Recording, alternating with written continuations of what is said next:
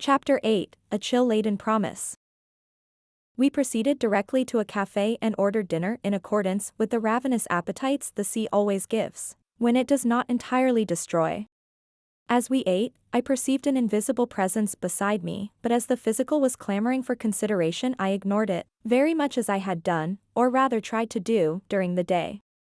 But it was insistent, refusing to be ignored, manifesting its protestation by touching me, pulling my sleeve and whispering, "Listen," until, more to relieve myself of its nagging than anything else, I listened with as little change in my outward demeanor as possible, and this is what I heard. Tell him you are going to die Tuesday night. The knife and fork went slowly down and remained so for a moment. Then I arranged them in the manner that indicates the termination of a meal and sat back amid emotions struggling with stupefaction. A more choice diminisher of appetite was beyond serving or conception. So, this is the solution of it all, I mused, as I stared at, without seeing, the unfinished meal before me and heard my fiancé asking in surprised solicitude. Not finished already. Yes, and forcing a smile, added, I was not nearly so hungry as I fancied. After looking at me critically for a moment with a puzzled air, he proceeded with his dinner, while I sipped hot coffee to dissipate the cold which permeated my entire being. In a vague sort of a way, I was looking at life from a new viewpoint, the viewpoint of leaving it. How new and strange it seemed, this intangible thing we call life, upon which I had always looked as mine, a thing I possessed, to use or abuse as I elected, and now it was to be removed, taken away with or without my consent by a force over which I had no control. Had it ever belonged to me, was it ever really mine, or was it always subject to the power that now required it? What is life, anyway? Suddenly life itself seemed to line up along with the other mysteries, the greatest of them all. I neither feared death, nor was I especially in love with life, the mileposts of which had not all been labeled happiness, but when death, for which I had, at times, been guilty of wishing, stood facing me, ready to take me into its icy clasp and bear me away to some mystic realm, which the pen of the historian had never violated, a mystery which to solve was to become a part of, I hesitated, questioned it.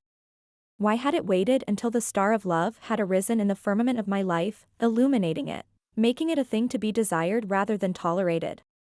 Are you will? Came the anxious voice of my fiancé, which startled me almost painfully, as with something of an effort I replied. I believe I am. He arose, took my arm, saying solicitously, Come. To which I responded with limbs so weak and trembling that walking was an effort. As it was near train time, we went directly to the depot, and the gates being open, passed into the train. I was glad to sit down but grievously distressed, as I had not, as yet, summoned sufficient courage to make the disclosure which I regarded as my duty to make. That he was recognized as one of the leading freethinkers in the state put the mention of the supernatural out of the question, thus throwing on myself the responsibility of any assertion I might make, which I resolved to assume. Feeling that sentiment deserved some consideration, for if the transition was to be made on Tuesday night, I would not again see him, and this would be our last goodbye, and there were only a few minutes before the train would go. Finally, in the most painful desperation, I stammered out, I am going to die Tuesday night. He turned upon me a most disconcerting look and demanded almost fiercely, Nonsense. Why do you say anything so unreasonable? I know it, I defended in a tone as convincing as I could command, yet realizing its ineffectiveness. Well, of all strange fancies. He commented, glaring at me, and then settled back in a grim silence that suggested he considered it a fancy unworthy of his serious consideration, but sufficient for his annoyance. My pride resented his attitude, and having done my duty, as I regarded it, in the premises, I put on the brakes of self-control and asked with affected indifference, When does your train leave? 9-something. He answered abstractedly, looking straight ahead moodily, regardless of which I chatted on in the most commonplace way of things generally. Then it was time to say goodbye, and I said it smilingly, trying to keep back the tears that were struggling for release. Goodbye, little girl. I hope you will feel better tomorrow. He said rather wearily and left me. A last goodbye, and not even an apology of sentiment, not even an extra pressure of the hand. As the train moved out, I was sorely depressed. The banks of my eyes kept overflowing with a salt mist over which I had no control, as I dreamed tear-stained dreams to the accompaniment of an aching heart. Possibly I was nervous and supersensitive, but my heart cried out for human sympathy, human understanding. I felt though that I had passed out beyond that forever, that I was a creature of another realm. Any storm, emotional or otherwise, must spend itself, and generally the more intense it is the sooner it is over. So it was in this instance. I seemed gradually to come back to earth and to wrap myself about with that indefinable foolish thing that we are so pleased to call pride, bolstered up by which I was becoming aggressively independent in thought, when Mian interrupted. He is more unhappy than you are, because he cannot understand what caused you to make such a startling statement. Some way I resented Mian's interference in a matter so exclusively personal and replied with dismissal in my intention. It was human sympathy I felt the need of, now I want none. I understand. Came softly. You, who have always been rather indifferent to human sympathy, find it tonight the most desired thing on earth. So it seems, I admitted rather reluctantly, as, with a sigh, I lay back on the seat and closed my eyes with a feeling of being alone in the world, which I indulged in its highest key, until a voice broke the discord. When you reach Galveston, go to his office and write according to the dictation which will be given you. Very well, I assented, wondering what other dreadful thing would be placed upon the already overburdened records of the day. I was, however, strangely ready to yield myself to any of its requirements, as the force which impelled me was as fascinating as it was potent. The train being long delayed, I did not reach Galveston until after 10 o'clock. Upon my arrival I took a cab which was waiting at the curb and drove to the house to get the landlady and her husband to go with me to the office, as it was entirely too late to go alone. A few minutes later we were in the office, and I was ready to execute that which was required of me. After the windows were raised and fans turned on, I sat down and began writing according to the dictation of the voice that was to my companions inaudible. I had explained to them that it was a matter of business that admitted of no delay, and, no matter what they thought, they were courteous enough to make no comment. The writing concerned the disposal of my personal property and personal matters not of interest to one not intimately concerned. Therefore, it is useless to inflict the reader with such details. To me it was a very serious matter. As the midnight hour approached, a warning voice came. Tarry not, you will not be supported after 12 o'clock. I glanced at the clock, it was 11:30. I resumed writing and continued until a slight touch on the hand attracted my attention to a small, white, transparent hand hovering over mine, as in the act of removing the pen from my fingers, and a voice was saying, Mind lest you be too late. It was 7 minutes to 12 when I arose, saying, We will go now. The windows were lowered, the fans shut off, the doors locked, and we started down the steps, with an invisible hand pressing my arm firmly, as though assisting me. Then I heard the clock striking, 1, 2, 3, I counted mechanically, dimly realizing that it was 12 o'clock, the hour against which I had been warned, but without realizing the import until I felt myself sinking, falling into space. Chapter 9, As the Fatal Night Comes and Goes. What my consciousness next recorded was like unto a dream, vague and unrealistic. I seemed to hear the dearest voice in the world coming as from afar, and I was weary, too weary to differentiate between dreaming and reality. Finally, my eyes slowly opened and dimly I could discern my fiancé sitting near, but I could neither speak nor move. Noting my open eyes, he came quickly to the bed and asked eagerly, How are you, little girl? I tried but could not answer, his voice still seemed far away, and I had the impression of having to come a very long distance before I could respond, and so remained for some time, until the pressure of distance gave way, and I could feel his warm hand holding my icy one, of which before I was not conscious. It seemed I had just come out from under a great burden, and a thrill of joy passed over me as I noted the pleasure mirrored in his face at my return to consciousness. I smiled with an effort and almost drifted out again, as I was very weak and dominated by a sense of belonging to another world, the requirements of which were paramount. Thus, for a long time I remained in semi-consciousness, ready to pass into another realm or remain in this with equal indifference. Nothing seemed to matter. After a long time, I aroused myself sufficiently to ask. I thought you were going north at 9 something. Your indisposition so worried me that I remained over, and was not surprised when the long-distance call came for me. I am glad you came, I said, closing my eyes again, too weary for further thought or conversation, but was conscious of an undercurrent of pleasure that he was there. That after all he did take what I said about dying Tuesday night with the seriousness that I felt it deserved. All that day and night the invisibles hovered about me. I could feel their touches, hear their voices whispering softly as they came and went, touching my fevered brow with their cold fingers. I slept intermittently, my dreams were peopled with creatures of other worlds and how realistic they seemed. Then came Tuesday, the day of destiny, the day of fate, but even this mattered little. The tide was going out and I was drifting with it in utter disregard. In the evening when my beloved was leaving, he said, "Good night, and happy dreams, until tomorrow." Tomorrow lingered in a tantalizing way long after he had gone, and I mentally reiterated, tomorrow, tomorrow, wondering vaguely what the morrow would really bring, and as if a part of the half-dream I heard Mrs. P., the landlady, telling the doctor over the phone that I was resting well and that she would call him first thing tomorrow. Again I repeated, tomorrow, tomorrow, as though it were an incantation, which would reveal in advance the hidden mysteries of the day, with all of its necrological aspects, in which I would be the central figure. It was very pleasing, and I remember repeating to myself, it seems most strange that men should fear to die, seeing that death, a necessary end, will come when it will come.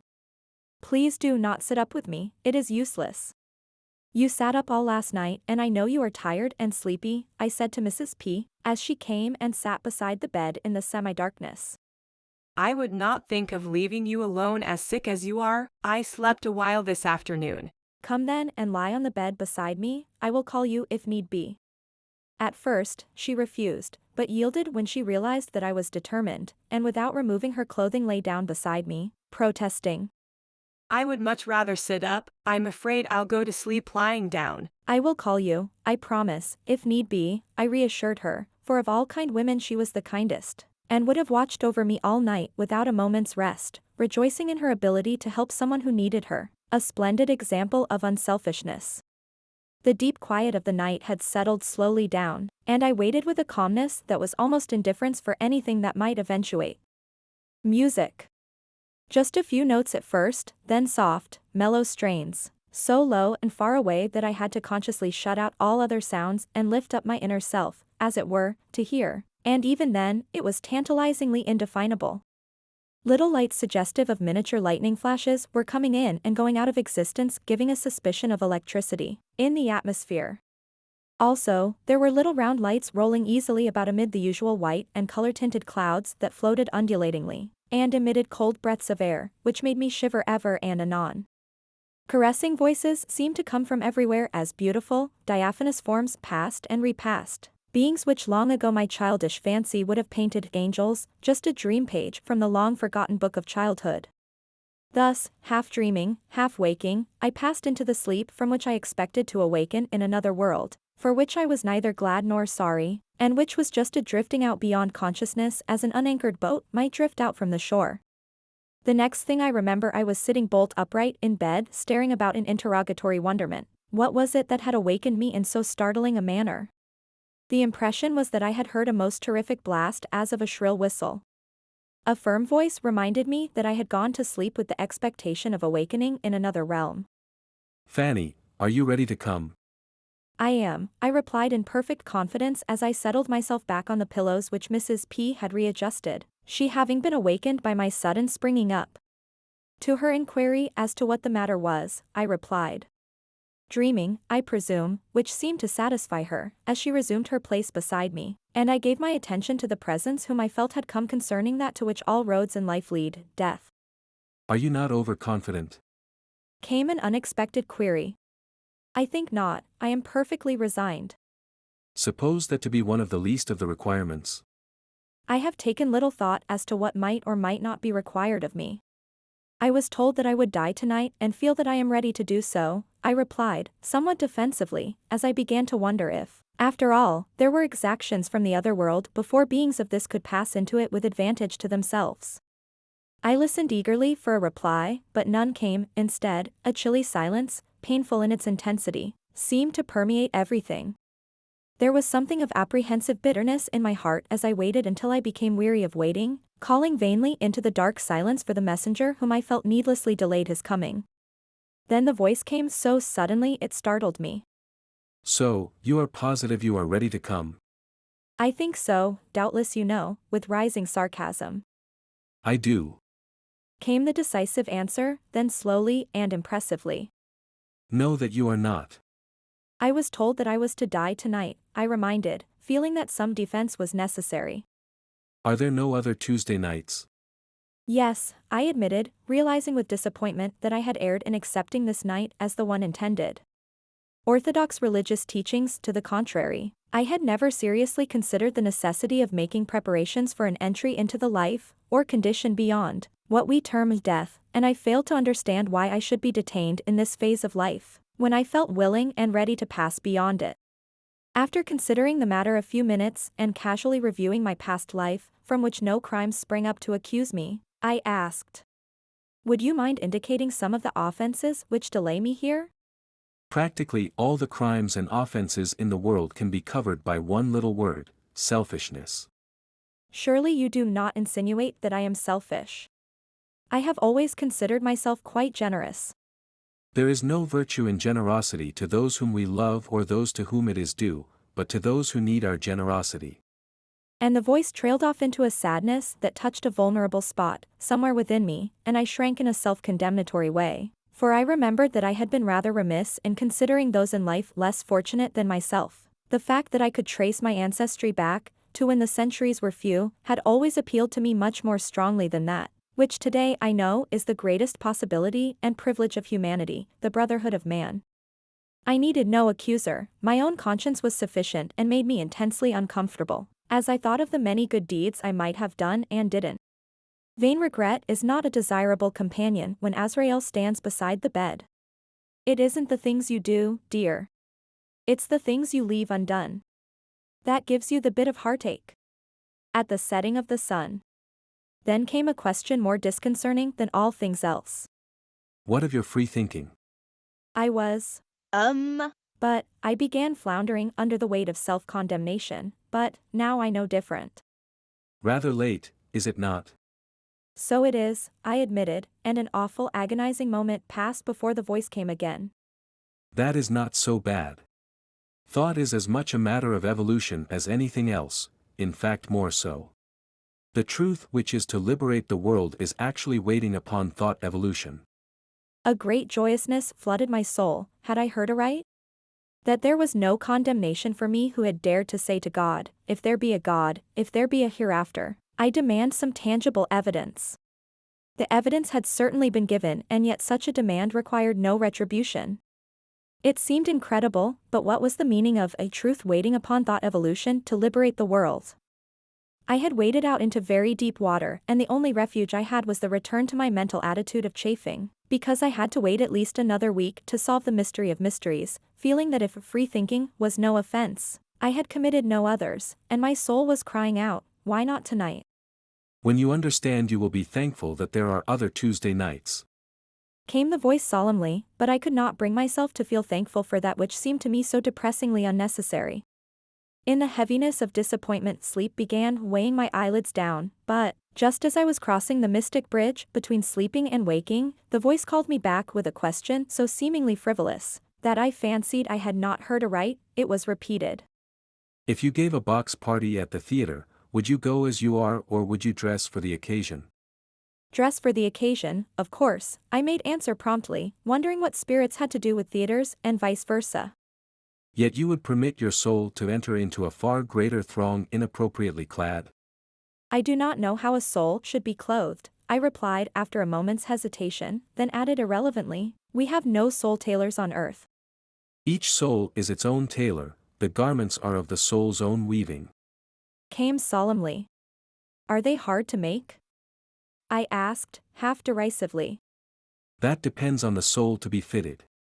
Mine, for instance, I persisted irreverently, suppressing a perverse amusement, which was doubtless as foolish, as it was ill-timed.